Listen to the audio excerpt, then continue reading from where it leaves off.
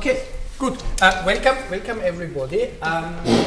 The LogicLounge is a recent tradition, right? We conceived of the LogicLounge when we had the Vienna Summer of Logic, and we had a lot of illustrious guests in Vienna, and we wanted to create a forum to have a more informal exchange about logic and life.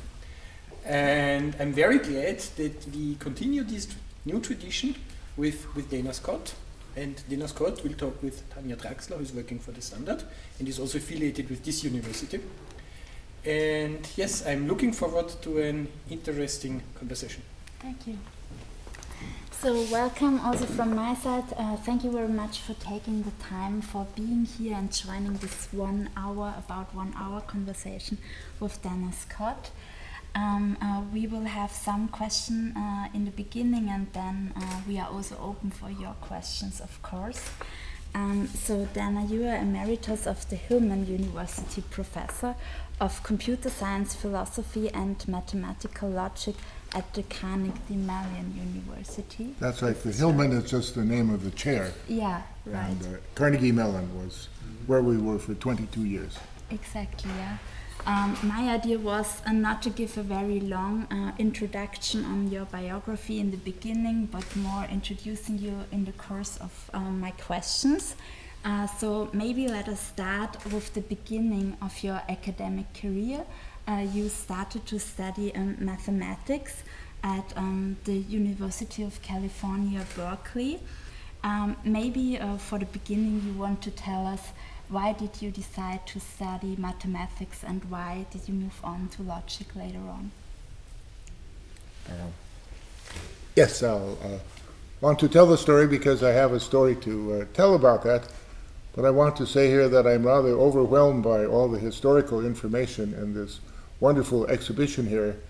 And one thing I told Professor Zygmunt was, it's very sad to see the pictures of all these people we knew when they were young, full of hope and vigor.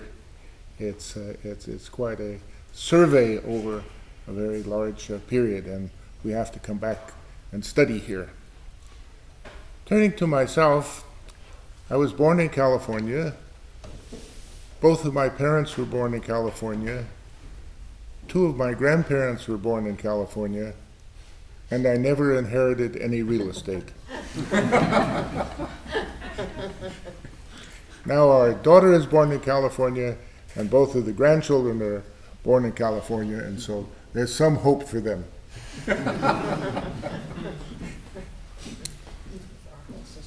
I grew up all over Northern California in various places. I started high school in Chico, California, which is north of Sacramento in the Central Valley. And it was a very good school. I had very good teachers there. Oh, and this is a good occasion to tell a special story. In junior high school, just in the years before high school started, I had a very impressive math teacher. And then many years later, our neighbor turned out he had gone to the same school about 10 years earlier before me. And I said, "Do you remember Mr. Illoff?" He said, "Let me tell you about Mr. Illoff."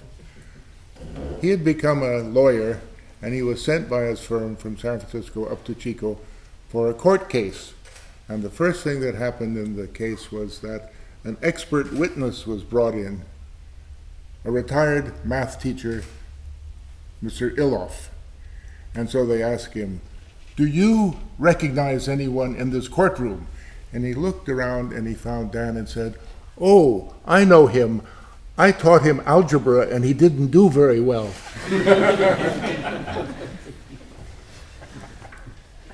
My favorite teacher in Chico was the band teacher, and it played a very big role. I played the clarinet, not so very well, but enthusiastically.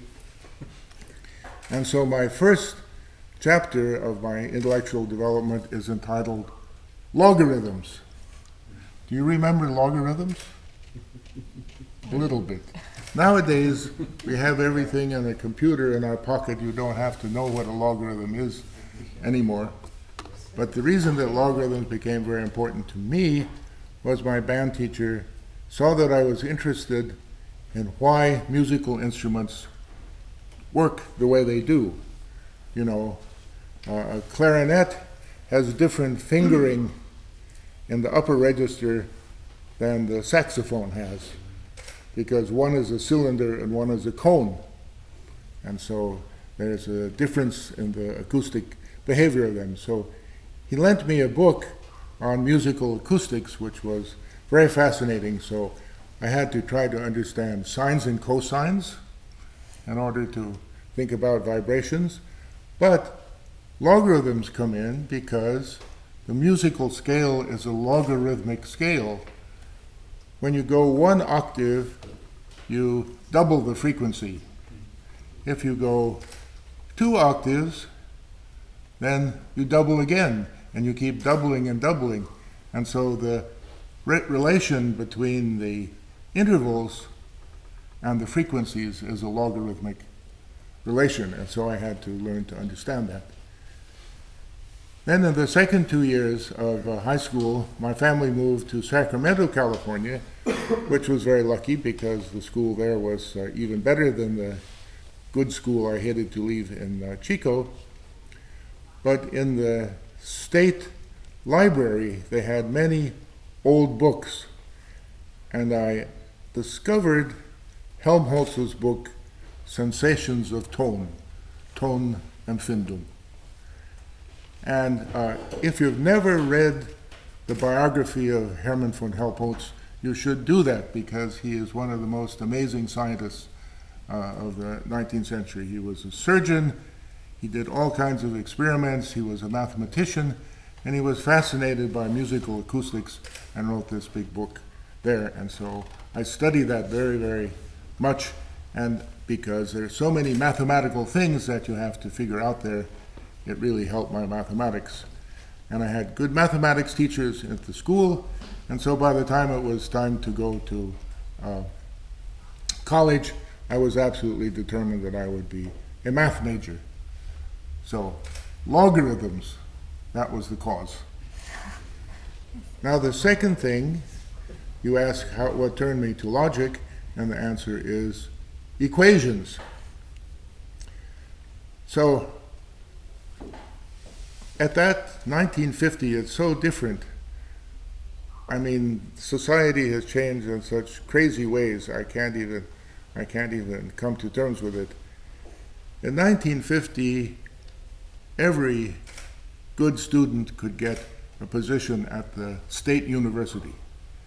And for very little money for fees, of course you had to support your living expenses, but the actual fees that you paid were very small. Now, at all the universities, you have to pay enormous fees, and students go into terrible debt in order to go to university, and I can't understand the idiocy of the social milieu that causes this anymore. So I was very lucky to be able to go from the interior of California to UC Berkeley, and I would say the key thing that changed my life was to meet so many people, professors, other people, with European connections, because I was extremely provincial, but then to come to the University of California, it really opened up the view of the world. In order to support myself, I had to have some extra money. I took a job at the university in the library. In those days, in the library, we're talking 1950, 1951, there was one room, sort of like the size of the things here, where they kept all the new journals that come in. And they would keep the journals until it was time to bind them up there. Nowadays, publishers have decided they want to bankrupt universities, and they're publishing thousands of journals, so you couldn't keep them in one room like this. I was supposed to keep in the stacks to keep things in order there, but I found a very strange journal called the Journal of Symbolic Logic. And I looked in, and it was something I couldn't understand. But I wasted more time when the supervisor wasn't looking, and I found one paper about truth tables by a Polish author, Jan Kalicki, one paper that I could really understand. He wrote it very carefully, and I could understand what it was. And then I was completely amazed because the next semester, there he was going to be the teacher for the course that I had signed up for, Theory of Equations. We don't teach theory of equations anymore in university. It's too simple an introduction to general algebra, but it was still a course at that time. And so when the course started, I went to him and said, you know, I read your paper. And he was completely amazed, extremely nice, warm, young beginning professor. And so we started meeting and thinking about other aspects, not just the coursework, but other things. So he had been a student in the underground university in Warsaw, and just before the communist takeover, he managed to escape on a forged passport to South America, and then he contacted Alfred Tarski, the professor in logic there at Berkeley, and so Tarski arranged for him to come on a beginning position to the University of California, and that's how he became my teacher. Tarski, of course, did many different kinds of research, but one of his aspects was in formalization of logic, starting with Łukasiewicz, was thinking about many-valued truth tables. But Tarski realized in his later time that the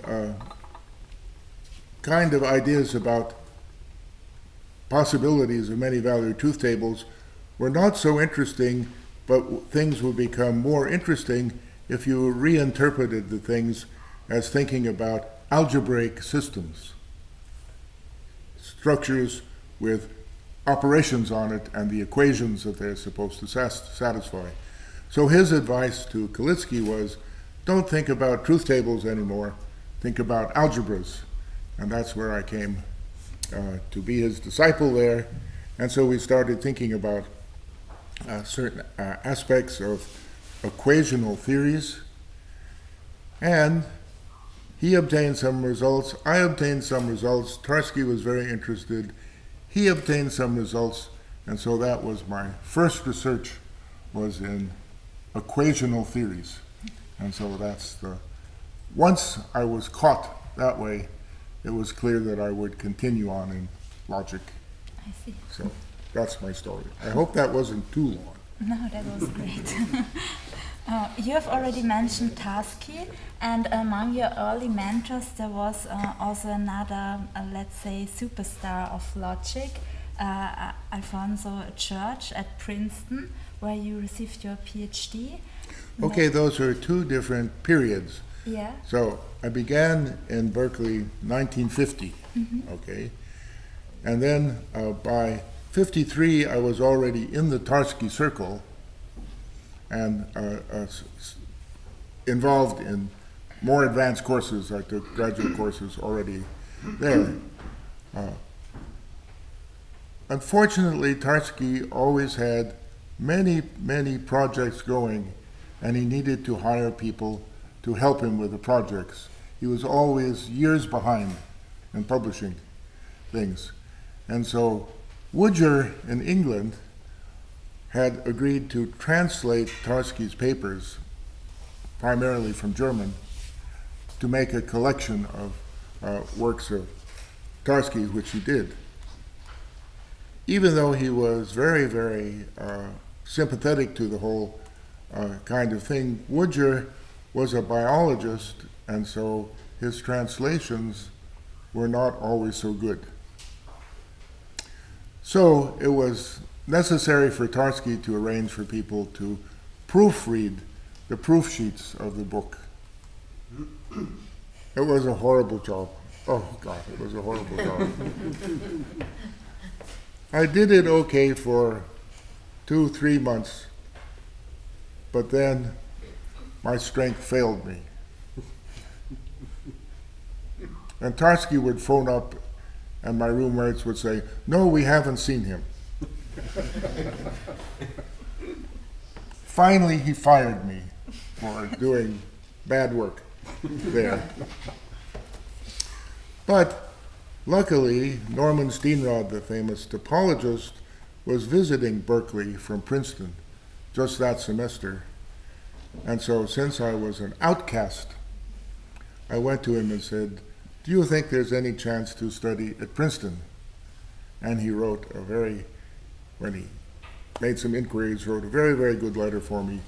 And so in 1955, fall of 1955, I'd been 1 year a graduate student under Tarski before, and then in the fall of 1955, I went to Princeton. And Princeton had a very big role in logic because Alonzo Church had been a professor there since 1930. Now we're talking about 1955. Tarski was an enormous influence on me because of his personality and the breadth of his research and the wonderful lectures he gave. He never needed any notes. He was always prepared to lecture. Only frightening thing was we would sit there and say, "Will he write with a cigarette or will he smoke the chalk?"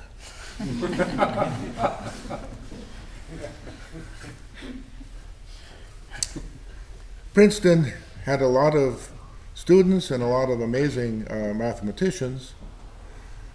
Church himself was rather aloof. People came there because Princeton was a top university and Church had a big reputation, but very often the people who came there to be students did their own work on their own motivation there. It's unkind to me to say, but one role that Alonzo Church played for me was to correct the spelling in my thesis. The subject actually came from model theory that I had taken up from Tarski. But Church, of course, was very well known around the world by that time, and many people came through Princeton. And so Gödel was there, and the students were introduced to Gödel. Other famous people came to visit Gödel, particularly at the Institute. So it was an amazing time there for many logicians to come to there, both for the university and for Institute for Advanced Study. So at one point, Georg Kreisel appeared and was there for, I think, in Princeton for 2 years, and he became very, very close to Gödel for various reasons. Of course, Kreisel's work in proof theory was very interesting to Gödel, but also they spoke together in an Austrian accent. They loved to speak on the telephone. You see, Gödel was very worried about germs, and so he much preferred to have long conversations on the telephone where he didn't have to meet the person, you see. And Kreisel was liked very much those conversations too. And so really I got to know Gödel personally through Kreisel, through my friendship with Kreisel. And also Morgenstern was a very close friend of Gödel's too, and so got to meet those people in that way. But the main influence on my work really goes back to Tarski. Mm-hmm. Okay.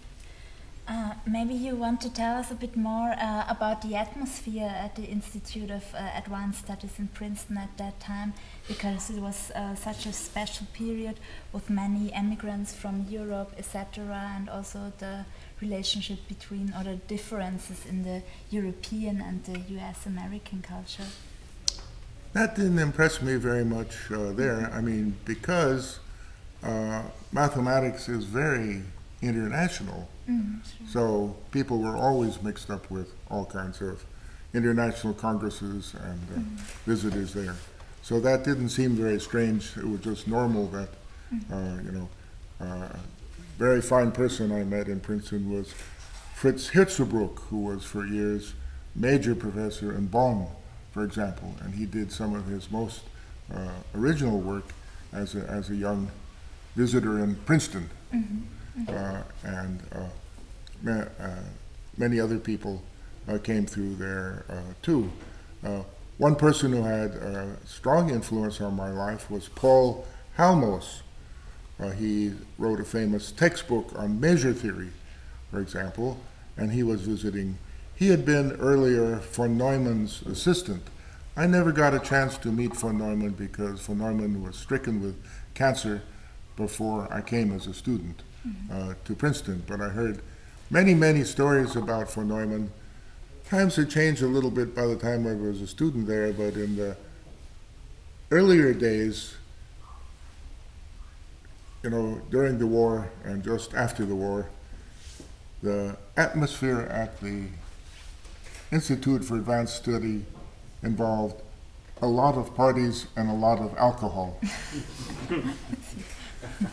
Unfortunately, I didn't get to. I get to take part in that kind of atmosphere. Also, I was very sorry that I never had a chance to meet Einstein. Again, I think the German language was a big bond between Einstein and Gödel, that they could speak on the same wavelength.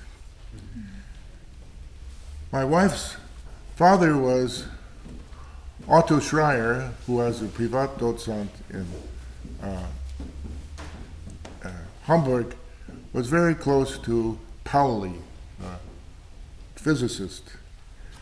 And I've always cherished the comment that Pauli made, because while Gödel was visiting and talking with Einstein, walking across town often every day, together they spoke about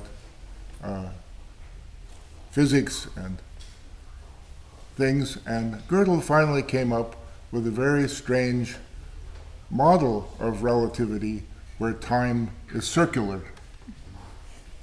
And for a long time that was completely neglected. I think very recently people have become more interested in that particular thing. But at first it seemed completely crazy. And so Pauli once said, Gödel blurble.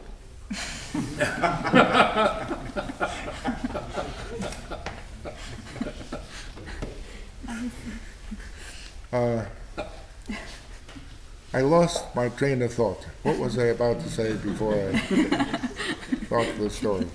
Can you get me back on track? Yeah, we were still at Princeton. Oh, the atmosphere there. Yeah. Well, it was just a very active university in all fields, and so amazing to be there. So one thing that was on the list that Helmut came up with is a very good point connected with Princeton. In '57, Church was on sabbatical to UCLA, and Stephen Klein, one of his most prominent students, came for the year while Church was away, and that was also a big influence on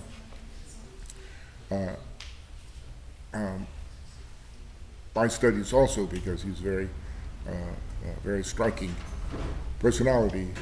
So he and Halmos and another student of Church's, J. Barclay Rosser, arranged through the National Science Foundation that there should be a summer institute in Cornell in 1957. You really can't imagine the situation then and now. There were lots of meetings. There were annual meetings of associations like the American Mathematical Society, and of course physicists, chemists, they all had their societies. They would have annual meetings. And the Association for Symbolic Logic often met on alternate years with the American Mathematical Society. So there would be those kind of conferences. But the Cornell conference was the first kind of workshop conference for several weeks in beautiful site in Ithaca at Cornell University. And that really gave people the idea that these kind of summer conferences were a good idea, and it brought many, many people together who had never had a chance to meet each other before that. So it was really an historic occasion.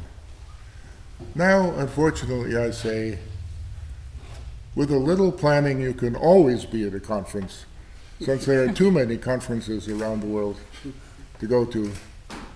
But then it was really an event to be able to meet people like that. I see. Well, let's make a jump in time. I think it was in 1976 when you received the Turing Award for your work on automated theory and finite automation.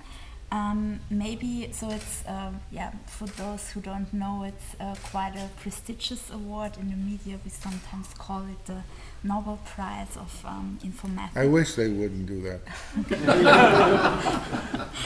There's a strange thing about Nobel Prizes. I mean, people that get them are all very deserving. But the strange thing about Nobel Prizes is once you get the Nobel Prize, you're an expert in every subject. Have you noticed that? But the Turing Award is a very fine award by the Association for Computing Machinery. And we go back to 1957 because Michael Rabin, who was a student at Princeton under Church, and I got summer jobs with the IBM. IBM was just forming its big institute for research, and we were lucky that we could get jobs under IBM there. And so we had been quite influenced by other people we know, Myhill, Nerode, other people who had done things. Klein, too, had papers on automata theory, and so we sat down together in a very nice summer location there and said, let's think more about automata. And what we did was really the move similar to what Tarski had recommended many years later, to think of it in a more algebraic way. And so we wrote our joint paper together, and it was extremely lucky because it turned out both of us could write pretty well, and the paper is very readable, and it's still assigned in classes after all those years. And so it had a big influence because it was very readable. Many of the researchers in automata theory look down on it because it isn't very deep, but it is readable. And so, because it had a long influence there, we were lucky to be nominated, Michael Rabin and I together, jointly to get the prize that year. But it didn't make me an expert in everything. I see. And when you did the work in this field, did you have a feeling that it might have such a big impact later on? Well, I think the sort of impact that I was involved in was thinking of how formal languages can be generated, how they can be expressed. And of course, that was just the time when it was necessary to have higher level computer languages. You see, in the beginning, the computers were controlled very close to the actual hardware, even plugging things in and out. Or there was an awful period where you had to punch things in code on IBM cards and feed the cards into a card reader. But then, as things were improved and made more user-friendly, it was necessary to write the code in a more understandable language particularly because 2 months later you would like to be able to go back and read your code and to understand what it did. Very often, because in the beginning when computers had low capacity, you did all kinds of tricks to save space, to put things just in a few bits like that and then change things and all that. 2 months later you couldn't remember how it worked. So higher level languages started to be developed in order to really to be able to communicate programs for the computers. And so that was the kind of way that I went there. Michael Rabin went in a much different way, and he has some outstanding theorems that are very important for computer security now. And that certainly was an outgrowth of the early work, but it's a completely different direction. But I went more in the direction of development of computer languages. I see. Since I know that you have a very special and personal relationship to music, and time is running, I would very much like to welcome your wife, Irene Schreier, who is a concert pianist. That's very nice of you, Tanja. Thank you so much. Totally unexpected. Before we let her talk, I'll just recall the story about Felix Klein in Göttingen. There was a party in the math department, and Klein came on to a group of people and said, "Gentlemen, what are you discussing here?" And, "Oh, Professor, we're discussing the relationships between mathematics and music." "But gentlemen," he said, "mathematics is beautiful." But I think the colleague who told us that story admitted that it must be apocryphal because apparently Felix Klein was a very musical and music-loving man. I believe the story. The day that Dana and I met, quite accidentally, brings up another anecdote which I know is true. A mutual friend brought me to the math tea, which happened every afternoon in Fine Hall in Princeton, because he thought he would distract me from having done very badly in a music competition, and I was rather depressed. So he told me about all his interesting colleagues, and especially he said, "This is an opportunity for you to meet your father's close friend and colleague, Emil Artin."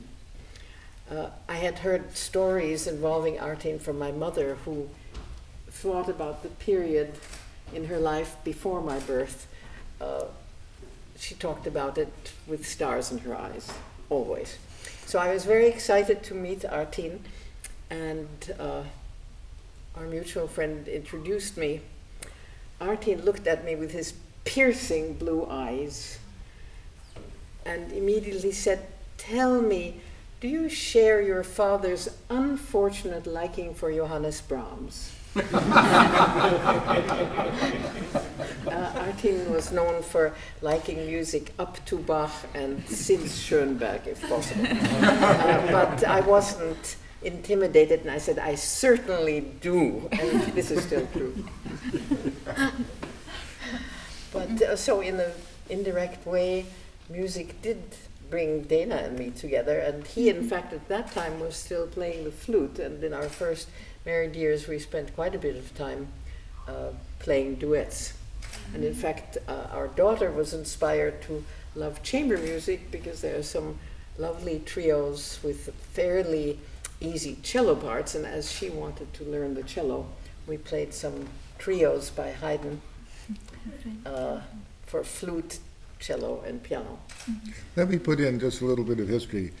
This first meeting where we met very briefly was at Princeton, where she had the interchange with Artin.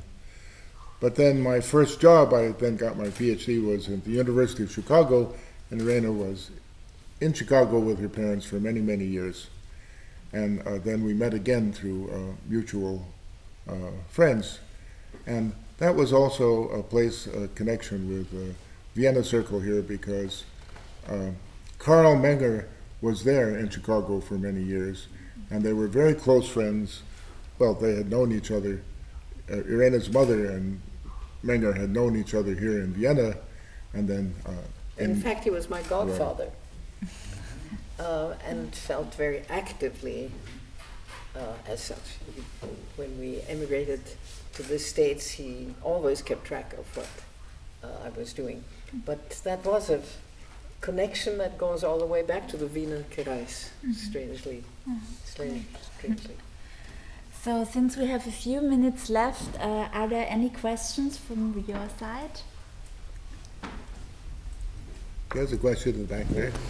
So you haven't talked about your time in Oxford and the time with Christopher Traxler at all, and your work on the notational semantics. I was wondering if there are any anecdotes about that. I don't think we have a long time to get into it, but again, it was quite by accident. My close colleague at Stanford, Patrick Suppies, who was many years professor of philosophy there, recommended me to join an IFIP working group, International Federation of Data Processing, whatever it's called. They had working groups that met in the summer. And so I went to this meeting, and there was Christopher Strachey. And in these groups, people had terrible arguments all the time. Everyone had his own pet way of doing things. However, Strachey was the one person who really seemed to me to have a big view of computer languages and what should be done to develop them further. And so his vision seemed so positive there, I arranged to not to go to Princeton to take my job at Princeton, but to go for 1 semester to Oxford to work with him. And so that was extremely fruitful, and that was where I discovered the models for the lambda calculus. Strachey had adopted the lambda calculus. I can't get into what it's about, but adopted it in a formalistic way, and I told him, it's all formalism, it doesn't make any sense. You really should think model theoretically in a different kind of typed lambda calculus instead of the untyped lambda calculus. But in trying to explain things to him, how the model should be built up, one Saturday afternoon, while lying on the bed in the guest room, I thought to myself, oh no, if when you go from a space to the function space, it seems more complicated, maybe there's a space such that when you go to the function space, it isn't more complicated, so that a space could be isomorphic to its function space. So after all the times of saying terrible things about the untyped lambda calculus, I had to eat my words and say, yes, it does make sense, because there are models. And that's how it started. And of course, Strachey developed a very good school before his untimely death there that has developed very well at Oxford for promoting theoretical studies in computer science, and especially programming languages. I think that's all I can say today. One short question. Do you remember, by the way, the establishment of this huge international union for the history and philosophy of science, division of logic, methodology, and philosophy of science, in which Tarski was one main proponent? Oh, yes. It was in Stanford. That was the first one, 1960. Yeah. And there was a Stanford. discussion on the role of logic and mathematics, or if it is rather more philosophy of mathematics or philosophy of logic. I remember this prehistory. So, can you remember any stories about it? No, I don't have any good stories. I remember one comment Abraham Frankel came from Israel and was extremely sarcastic of saying, we couldn't convince the gray eminence from Princeton to come to this meeting because Gödel wouldn't travel. Yeah. You see? Yeah. No, I don't remember anything striking about people's attitudes toward philosophy. Of course, there was a lot of discussion. Klein was very influential in thinking about philosophy of mathematics. So, of course, there were many papers and discussions, but I'm sorry I don't remember anything significant to say about it. Thank you. I recall you mentioned that you actually met Rudolf Carnap in person, who is his portrait is just above you. And Is in Chicago, maybe? I was curious about your recollections. Well, Carnap spent 20 years or so in Chicago, very unhappy Yeah. because he came as a logical positivist, but the philosophy department in Chicago was only interested in Greek philosophy and were terrible to him there. So he was very happy when he went to UCLA. And I met him there, and I met Ina, his wife, there too, and of course my colleagues at UCLA in philosophy were very supportive of him, and he was very, very welcome there. Of course, then there was the tragedy of that Ina committed suicide, and so after that, Carnap got quite a lot older, but we did visit him and have some wonderful visits with him because he was so concerned about world peace. He wrote letters trying to say what people should do to promote world peace, and it was very moving to talk to him. The time we visited him was the middle of the Vietnam War, and we were all extremely upset about it. We were all extremely unhappy about the role our government was playing, and he was really moving in his talking about it. I can hear his voice as he said, fighting with tears, and I love this country. So he felt he was an American, but he felt that America was betraying his ideals. Are there any more questions? Or maybe, we come to a final remark to the both of you, as we are here in this very rich historical exhibition, and you've been walking around before. How do you take all these impressions for the past, for the present, and maybe for the future? What's your take on that? Well,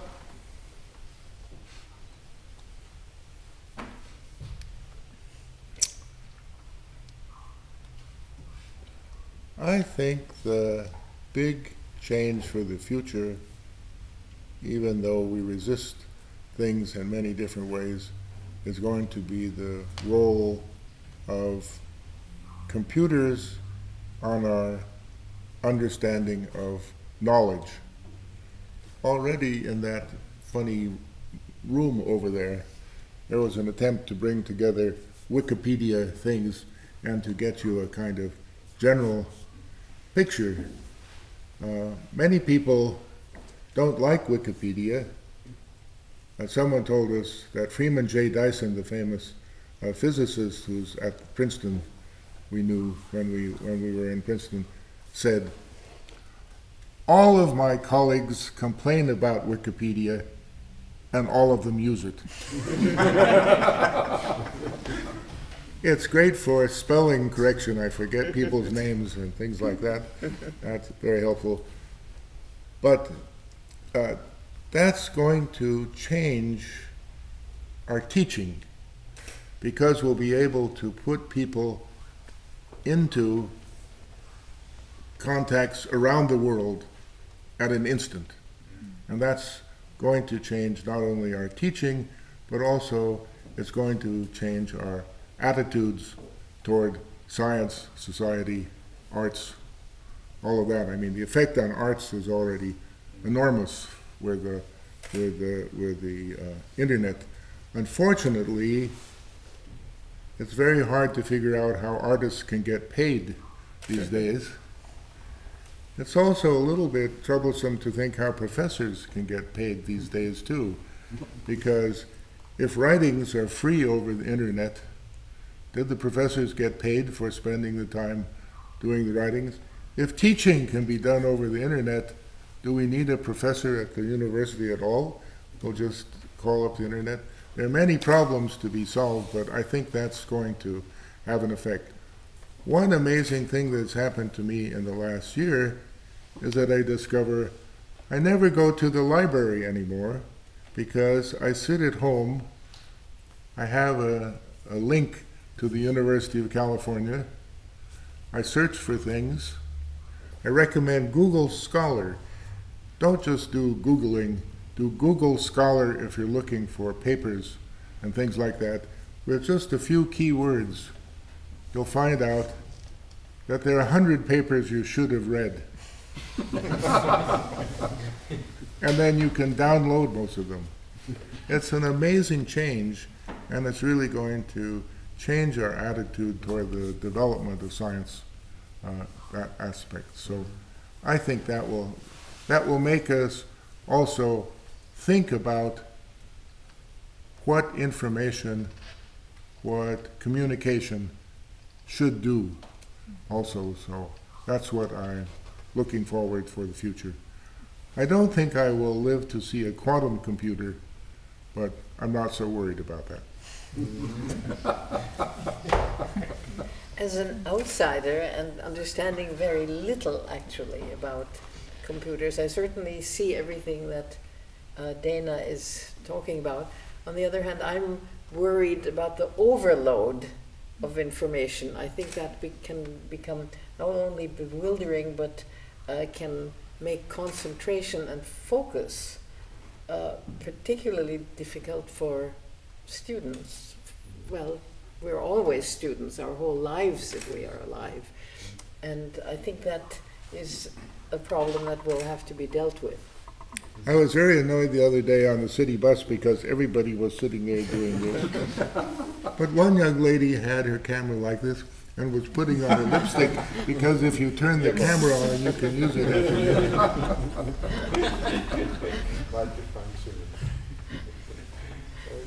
Yeah, if there. Thank you. if- You've yeah. had very, very important questions. Well, Clearly thank brought you lots very of much result. for It was a taking the pleasure to time, the meet you two again. of you, and also for taking the time and coming here, and enjoy the rest of the evening. Thank you. Thank you.